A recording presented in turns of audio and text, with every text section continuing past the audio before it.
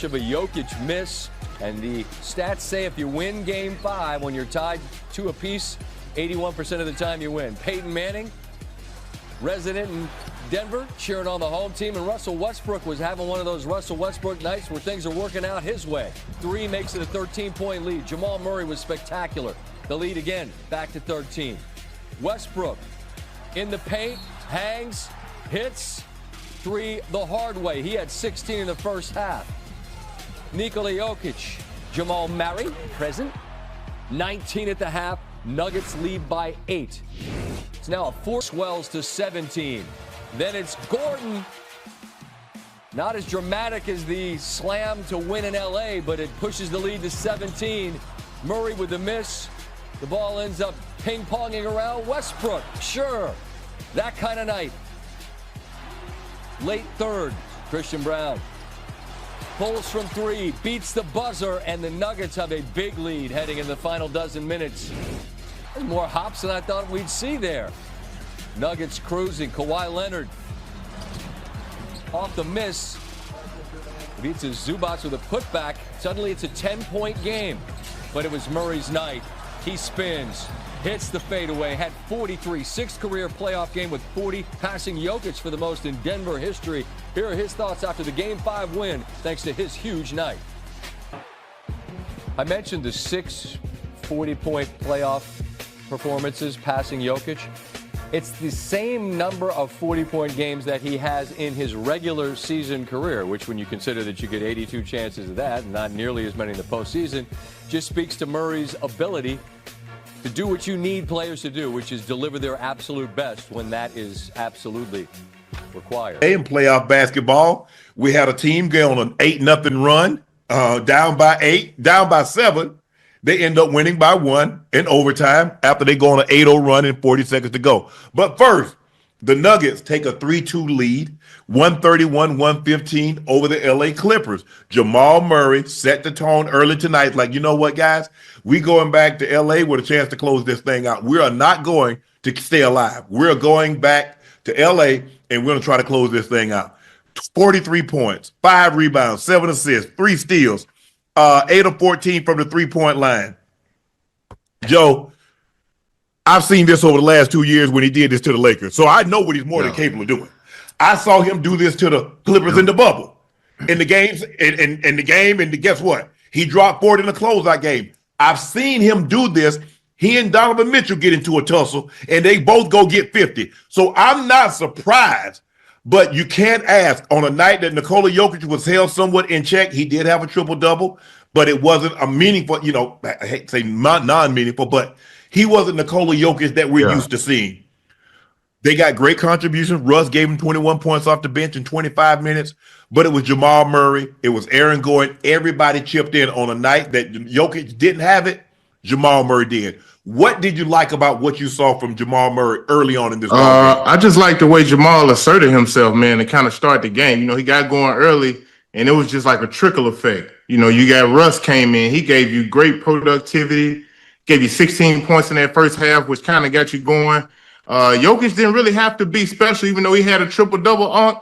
He only shot 13. He only shot 13 times. He was 4 for 13. But I bet you he'll take a win like this, knowing that, you get Jamal Murray some confidence, get him rolling, get him going, because going to LA for game 6, game 6 for the Clippers, you're going to need, I don't know if you're going to need 43, but you're going to need something close to it, if you want to advance. So I thought it was a great, well-rounded game for Denver. The guys who helped out, the Porter Juniors, the Gordons, those guys were very efficient today. They didn't have to shoot a lot, but I thought Gordon had a great game, but they were very efficient, on the shots. They were 7 for 11, 5 for 10, just playing hard, playing great defense, and 17 of 26, 5 of 8. Russ was 8 of 15. You mentioned Michael Porter Jr. How can I interest you this? What was he? Plus 34 and plus minus. That's crazy. A plus 34 and plus minus. Yeah, they whole starting 5 was in the pluses. Tonight they were hitting on all cylinders, man. They had it going. It wasn't. I know we seen Murray, throw us that flurry with 43 points, but the rest of those guys really chipped in and helped out And I mean, it was kind of a lopsided game. Honestly, I know the Clippers got back in it to some degree, but for the most part, the Nuggets had. And then Murray said, hell no, y'all can't go. Hell no, y'all can't go.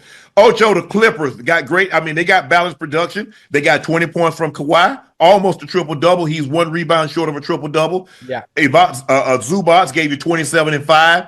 You got 11 from James Harden, who didn't play particularly well tonight.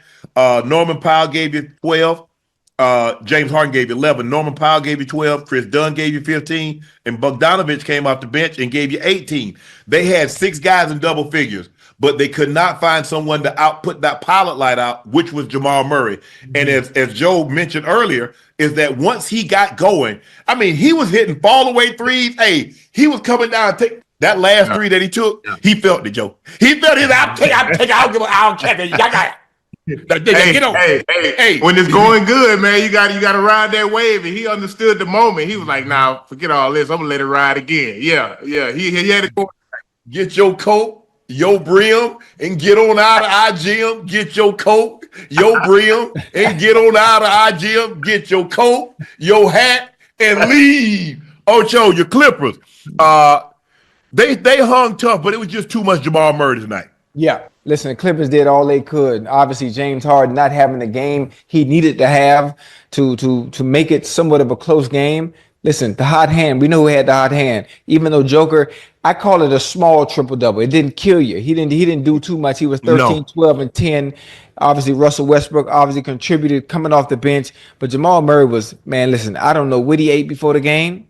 I'm not sure what he had to drink before the game or had to drink on the side. I don't know what it was about Jamal tonight. He had 43, 17, 26, and he was crazy. He was 8 for 14 from the 3, and he had the hot hand. When you got the hot hand like that, man, nobody else was able to counter that, and they couldn't stop it. Everything seemed to be falling for him. He was due, Ocho. When the game, he was. But you know what, Joe, having played the game, you know this. When a guy like Jamal Murray get hot, you just like, hey, I just show hope we can get a stop here or there, or we can get to keep the ball out of his hands. Because ain't nobody, I don't care. They put Kawhi, they put James Harden, they put Jones, they put this one, they put that one. Once the guy get it going, once he turns it on, you're not turning him off that game. Now, maybe the next game he comes back and he's cold. But in that game, it don't matter who you had on him. He was he had it going. He had it going. He had the pick and roll working for him. They couldn't stop him in the pick and roll. He kind of got whatever he wanted. And then in the one-on-one situation, the ISO situation, he was just breaking the defense down, getting to his spots, raising up. And once you see a few of them go in, man, you start to feel it like that. You start shooting off your back leg. You start showing up, man. You in the crowd. You like, yeah. He had it going. He had it going. It was a great sight to see because. You know, I mean, I'm a Denver fan, and I like to see Jamal get off going, man, because when he's playing like that, they're a tough team to beat. Yeah, you're exactly right, and that's what makes them so tough. Is that the year that that championship, he and Yoke would take turns. One game, Yoke was gonna get Yoke. You already know. You can see Yoke's gonna give you damn near triple double every night. But let's please pray we can hold Jamal under the wraps. Is that in the Lakers game? You remember the Lakers? He hit 2 buzzer beaters. He hit 2 walk-offs. And so and Jokic was doing what Jokic was doing, and so it didn't matter. And when he's playing like this, and they can get others to contribute, and you talk the others, you get I thought Christian Brown played really well tonight. 12 big rebounds. He did a great job. He rebounded the basketball. He did a great job of hounding James Harden. He played really well. Michael Porter Jr. was due a game like this. Aaron Gordon he's been that utility guy. It's funny how it happens like this, Joe. You were 0.5 seconds away from going up 3-1. Right. He dunks the ball home. It's 2-2. Now you find yourself, I need to win 2 games in order to advance, as opposed to winning 1 game and we home free. But the Nuggets played well. This was the best I've seen. Look, they won. Obviously they won 3 games, but I thought this was the best game that they played thus far. Yeah, I think so too. But this I think this series is gonna go 7. Okay, Ocho. What'd you say? I think it's gonna go 7. I think it's gonna go 7. I got the Clippers winning Game 6 at home, and then Game 7, man, is anybody's game. But I think the Clippers gonna play a lot better at home, and I haven't seen that big. They're gonna need I James hadn't seen Harden. that big game. James Harden did not I play hadn't well seen tonight. that big game from Norman Powell though. I'm expecting Norman Powell to really give him something, maybe even win him a game, here or there. So I'm expecting for him to explode as well. But yeah, James didn't really have it in the tank tonight. Seemed like I don't know, and I don't know if it's because the series has kind of carried on and it's kind of warmed down throughout the series, but. They gonna need they definitely gonna need his contributions if they want to advance, out this series. Hey, you think Unc and They definitely need James Harden. Hey, Unc and Joe, you think this was Jamal Murray's best playoff performance since the bubble? Oh no, I think so. You don't think so, Unc? From a point standpoint, it might have been his most points. Right. But you go back and look at some of those Laker games. I mean, yeah, you go back and look at it with the Lakers. Yeah, them Lakers games. Yeah, he had some great games against the Lakers, but as of recent, the past few playoff years, he ain't had no performances like this. They needed this. No. I mean, we've seen him. I mean, torch the Lakers and the game-winning shot. I mean, it's a rarity. It's not, you might go your whole career and not have a game-winning shot in the playoffs. He had 2 in one series. Yeah.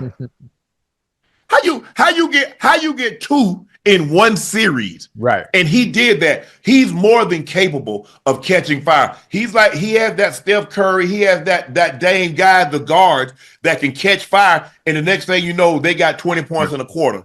And you look up at the end of the game like, damn, he hit us like that. And it's not a whole lot of layups, like a big getting 43, because some of them going to be layups. Jamal Murray a lot of those. He had a couple of one flush and he got a layup. But most of those 3-pointers and many. From so three.